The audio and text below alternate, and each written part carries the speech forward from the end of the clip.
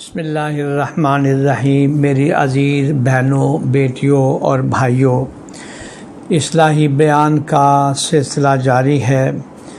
آج میں ایک حدیث آپ کو سناتا ہوں، توجہ سے سنیں، پھر ہر آدمی اپنے دل میں جھانک کر دیکھے کہ کہاں تک ہم اس پر عمل کر رہے ہیں۔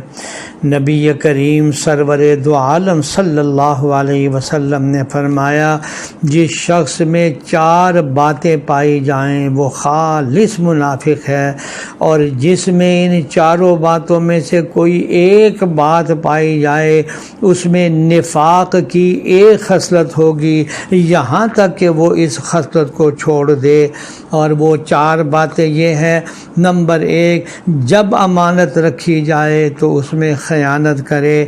نمبر 2، بات کرے تو جھوٹ بولے۔ نمبر 3، وعدہ کرے تو اسے توڑ دے۔ نمبر 4، جھگڑا تو اس میں بد زبانی اور گالم گلوچ کرے۔ اللہ تعالیٰ نے اسلامی تعلیمات کے ذریعے زندگی کے جو آداب سکھائیں ان میں سے ایک ادب قول و فعل میں مطابقت ہے۔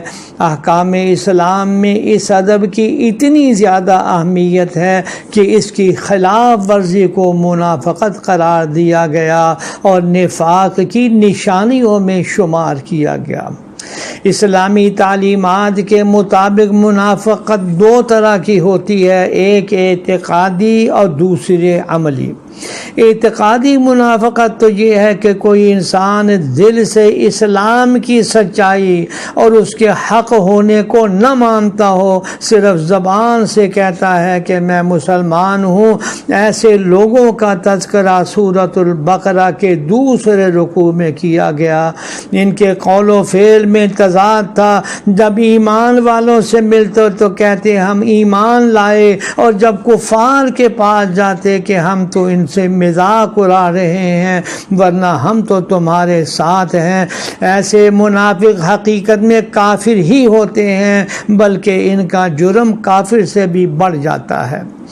دوسرے قسم کے عملی منافق ہیں جو دل سے اسلام کی سچائی اور اس کے حق ہونے کو تسلیم کرتے ہیں، لیکن اپنی انسانی کمزوریوں کی وجہ سے احکام اسلام پر عمل کرنے میں کوتاہی کرتے ہیں۔ ایسے منافقت کی اصلاح تربیت کے ذریعے کی جا سکتی ہے۔ اب یہ کام بہت قابل توجہ ہے کہ نفاق اور منافقت کو کیسے پہچانا جائے۔ جیسے کسی بیماری کی کچھ علامات نشانیاں ہوتی ہیں، ان نشانیوں کو دیکھ کر معالج بیمار کی تشخیص کرتا ہے، پھر اس کا علاج شروع کر دیتا ہے۔ اسی طرح رسول اللہ صلی اللہ علیہ وسلم نے 4 نشانیاں منافق کی بیان کر دی ہے کہ جس میں ایک نشانی بھی پائی گئی، ایک بھی علامت پائی گئی تو گویا اس میں منافق کی ایک علامت پائی گئی۔ مثلا یہ فرمایا، اذا حدث کذب، جب بات کرے تو جھوٹ بولے۔ دوسرا فرمایا، اذا وعد اخلف، جب وعدہ کرے تو خلاف ورزی کرے۔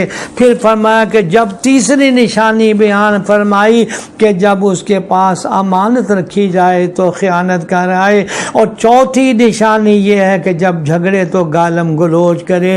میرے سامعین حضرات، میری بہنوں بیٹیوں، یہ 4 منافقت کی نشانیاں ہیں۔ اللہ جل شانہ ہمیں اپنی اصلاح کرنے کی توفیق عطا فرمائے، ایک ایک نشانی سے بچنے کی بھی اللہ ہمیں توفیق عطا فرمائے، آمین یا رب العالمین۔